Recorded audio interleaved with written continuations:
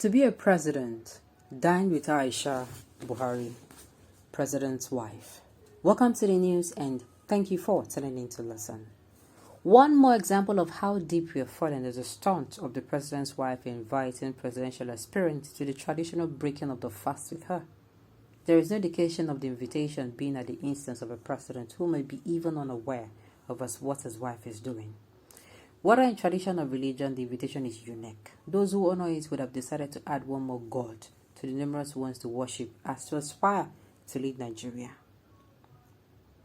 It could be safe to suggest that the dinner must be one of the big ideas she harnessed from her sojourn abroad. Her CV will have this as one of her achievements in 8 years. No first lady in a civilian administration has done 2 terms. Another Aisha milestone in Nigeria's first leadership. The invitation is at the time that parties do not have candidates, only aspirants. It serves no purpose except to return Aisha Buhari to the public attention again.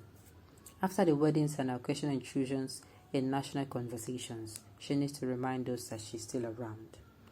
May 2023 is the terminal date of President Muhammad Buhari's administration. Aisha Buhari minimized her involvement long ago.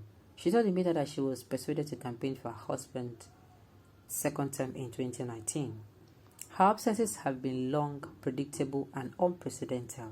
The social media was awash with invitation and it took October 2019 to the president's wedding apparently to fill a vacuum. A supposed bride was named, date fixed, and the matter fizzled. Aisha's challenges could be personal or political, but only public when she makes one of her several efforts to tell us she had been pushed to the fringes of the administration. She had brushes from the president's media team over her utterances and some incidents in the presidential villa. Aisha Buhari has lived abroad permanently for years, said little about Nigerian issues and abandoned the women. At least, her predecessors made a show of raising issues that affected women. In fairness to Aisha, she knows about shows and substance. She has chosen shows though too occasional that they regularly pale to insignificant. Was she not at the National Assembly to demand passage of some bills for increased representation of women in Parliament? Of course, it was a show. When the heiress made the rounds of the country, she was not around. Her absence was not the reason for the bills not passing. But for her to be at the National Assembly on the day the reports were submitted had no substance. Her absences have brought instability to the office of the First Lady, which Buhari promised to abolish at the inception of the administration. Staff are sacked, but deployed. New ones appointed by the president, as was the case in February with Sani Zuru as the Senior Special Assistant to the President on Public Affairs and Strategy Office of the First Lady. That is how an official statement announced it. What will a dinner with the president's wife offer? Who will attend without their phones, as Aisha commanded? And obviously without their wives, unless they are aspirants. What will Aisha tell them? Will the president's wife endorse an aspirant? It is worth keeping an eye on them as they eat mostly behind the camera. A little advice.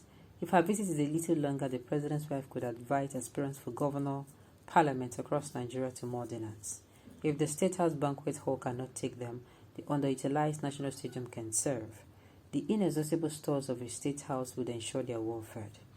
One more amendment to the Electoral Act to make attendance to the Aisha dinners compulsory could be the elixir to the 2023 elections. Finally, Bello Watawale of Zamfara State tackles the banditry by donating vehicles to leaders of repentant bandit groups. More luxurious version to traditional rulers. Still more vehicles to the Governor Maradi in Niger Republic to patrol Nigeria's border with Niger Republic all within a month. On realizing that these may not work, Matawale has sent 97 clerics from the state on pilgrimage to pray solely for security in Zamfara. Expect other states to imitate Zamfara model. Shocked as what happened or didn't happen at Christian school are sheer pretense. When children were killed, kidnapped, or damaged in schools, what do? Our society does not care about the future, the children. Evidences rejecting the Child Rights Act of 2003, indifference to unsafe media content, promotion of unsafe schools. There is work to do beyond the DINN.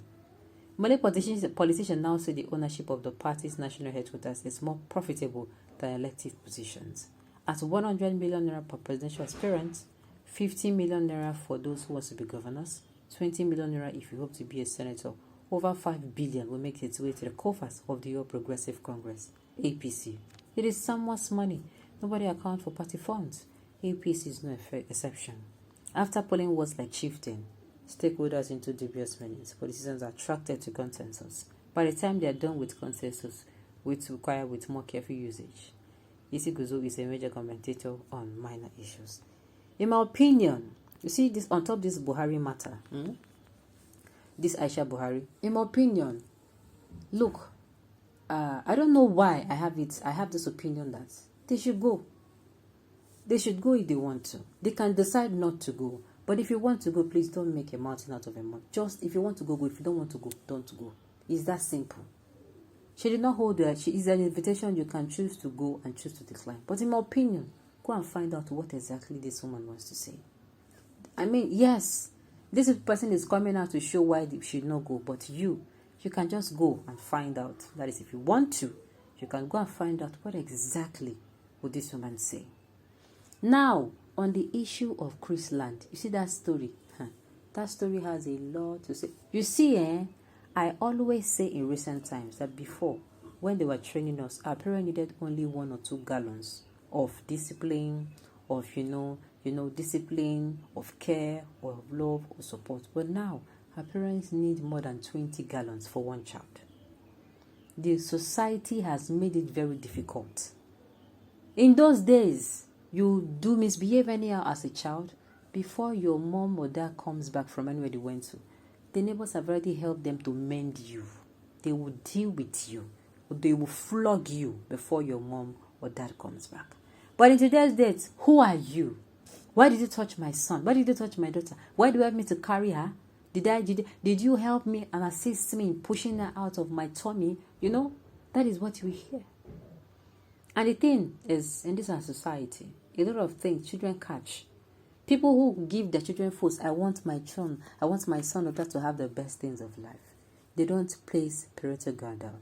If you must hand over an Android phone to a child, please put parental guard down. There are some sites you should not even allow them to have access to. Limit their access. If they must have a phone now, limit their access to things. Limit the time they spend on things. Make sure you watch the sites they go to. Make sure you watch their friends. Make sure you watch them closely. Be their best friend. Don't just be their provider. Be their best friend so that they can open up and tell you. And you'll find out before the problem will now be like this Chris Land issue. Parents, be warned. Singles and married that are preparing to get married, please take note. Marriage is an institution where you have to be mentally, financially, emotionally, physically, spiritually balanced before you go in. You don't go in as somebody who is not balanced at all. On those notes, we've come to the end of the news. We say thank you for tuning in to listen. Until I come your way next time, enjoy the rest of your day.